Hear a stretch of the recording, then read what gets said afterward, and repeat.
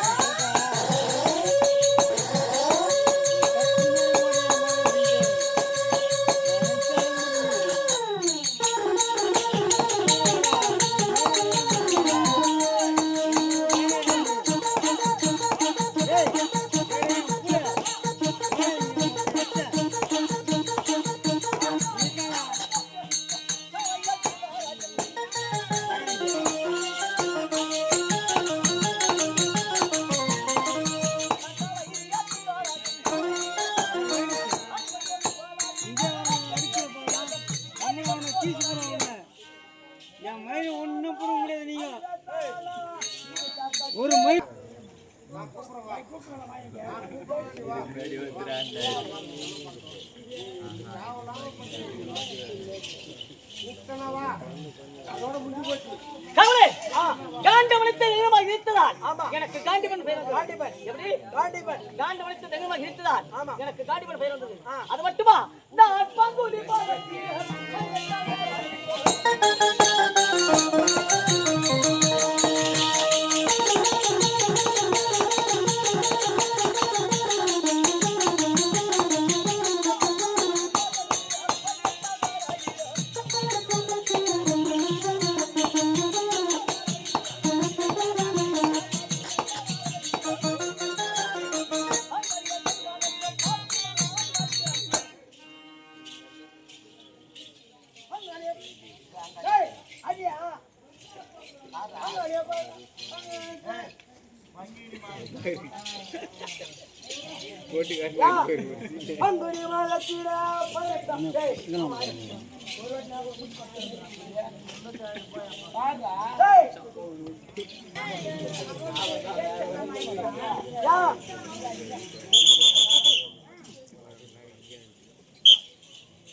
பங்குனி மாதம் 18ஆம் தேதி பங்காளிய கருவுக்கு பார்த்திபன் பிறந்தது.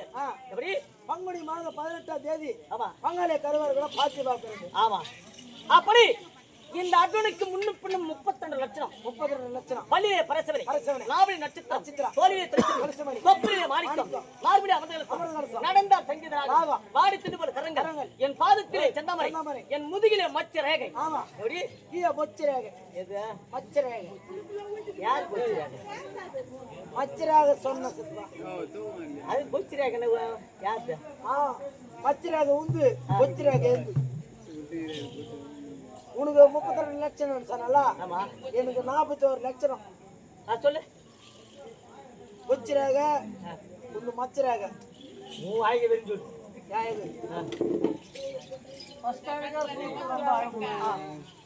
ஐயா 41 அது பேப்பர்ல ஏது வச்சுக்கிறேன் வீட்டுல நாளைக்கு ஏத்துனது நீ ஏமாந்துற பாரு. நீயே தான் சொல்லுற.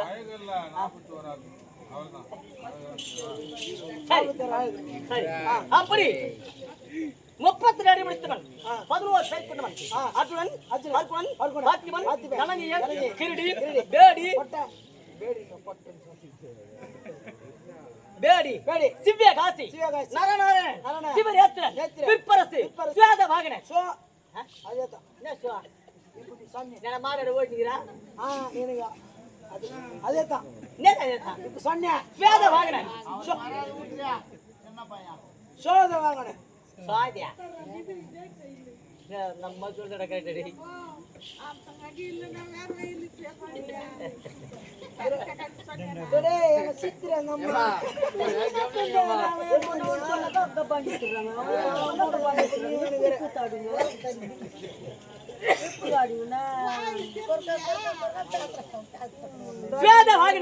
இப்படி 11 பேர் கொண்டவன் 8 மனைவிக்கு சொந்தக்காரன். முதல் மனைவி பத்தினி பாவை என்று சொல்லக்கூடிய திரௌபதி, இரண்டாவது சுபத்ரை, மூன்றாவது அள்ளி, நான்காவது நாகக்கனி, ஐந்தாவது பாகவதி, ஆறாவது சித்திரங்களை, ஏழாவது பவளக்குடி, எட்டாவது மின்னல் ஒளி. மின்னொலி அக்காவா? நீ எப்ப பார்த்தா என் சந்தாச்சா?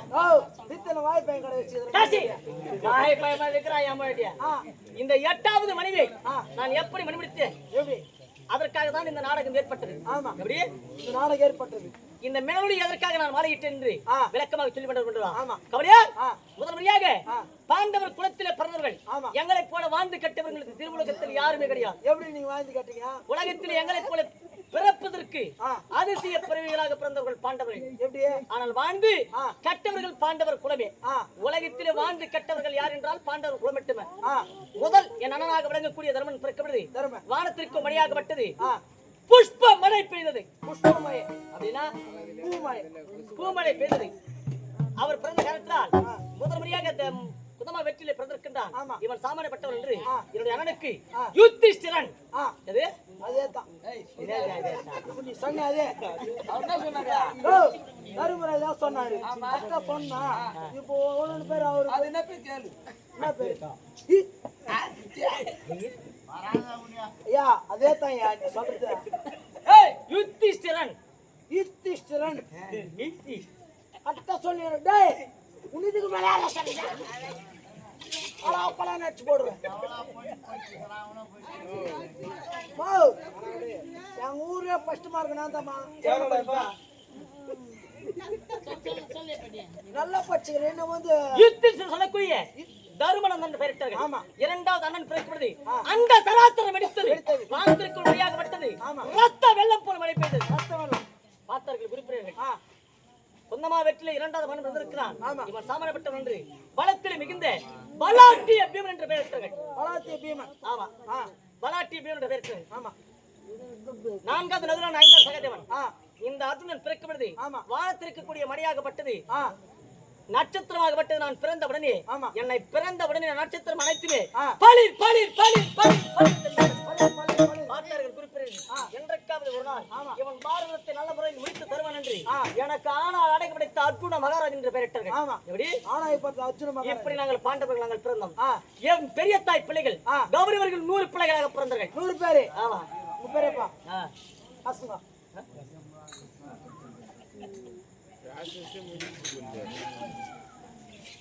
பெரிய தந்தை பிள்ளைகள். அப்படி பெரிய தந்தை பிள்ளைகள் 100 பிள்ளைகளாக பிறந்தார்கள்.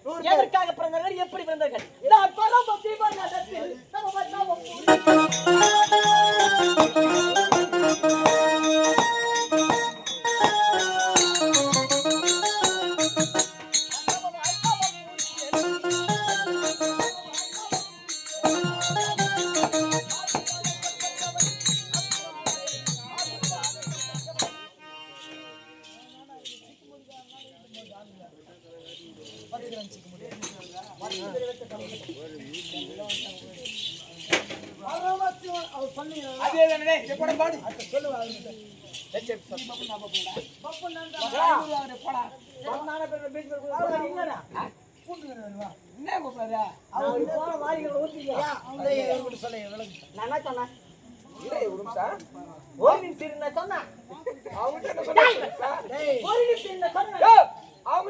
சொல்லிப்பியா அது அவனுக்கு சொல்லுவான். இப்ப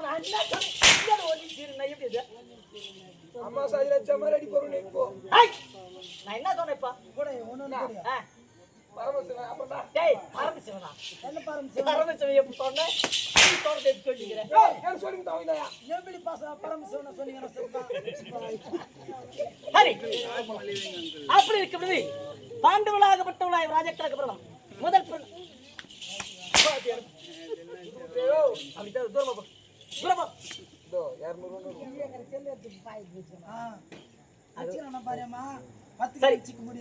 எப்படி உலகத்திலே என் பெரிய தாயாகப்பட்டவள் காந்தாரி பெரிய தாயார். ஆமா ஆமா. என் பெரிய தந்தை திருதராட்ட மரதன். திருதராட்டிய மரதனுக்கு பிறவிலை கண் தெரியாது. ஆமா. அப்பேற்பட்டவருக்கு இந்த உலகத்தில் யாருமே பெண் தரவில்லை. அப்படி என் பெரிய தாய் காந்தாரியாகப்பட்டவள் செவ்வாய் தோஷம் உள்ளவள். ஐயோ. செவ்வாய் தோஷம் என்றால் முதல் தாரம் அதாவது உயிர் தங்காது. ஆமா. அதாவது முதல்ல யார் தாலி கட்டுறாங்களா அவரு இருக்காது.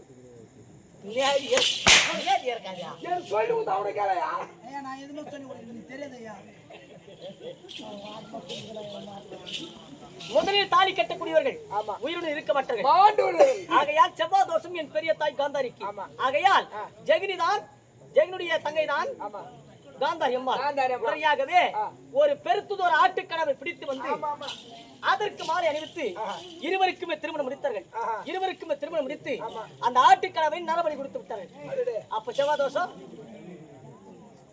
போயிடுச்சு. செவ்வாய் தோஷம் நீங்க உடனே பாண்டபுத்திர மகாராஜனாகப்பட்டவர் குலமதேவி மனம் முடித்த பிறகு திருதராட்ட மரனுக்கு என் பெரிய தாய் காந்தாரியை கொடுத்தார்கள். இருவருக்குமே திருமணம் முடிந்த பிறகு இருவருக்குமே என் பெரிய தந்தை திருதராட்ட மரனுக்கு பிரிவிலை கண் தெரியாது. என் பெரிய தாய் காந்தாரியாகப்பட்டவள் நம்முடைய கணவனுக்கு இனிமேல் இந்த உலகமே வெளிச்சம் இல்லாத போது இனிமேல் இந்த உலகம் நமக்கு வெளிச்சமா இருக்கக்கூடாது. இரு கண்களை கட்டு விட்டார் என் பெரிய தாயாகப்பட்டவள். அப்ப ரெண்டு பேருக்குமே இருப்பாரு கிடையாது போல.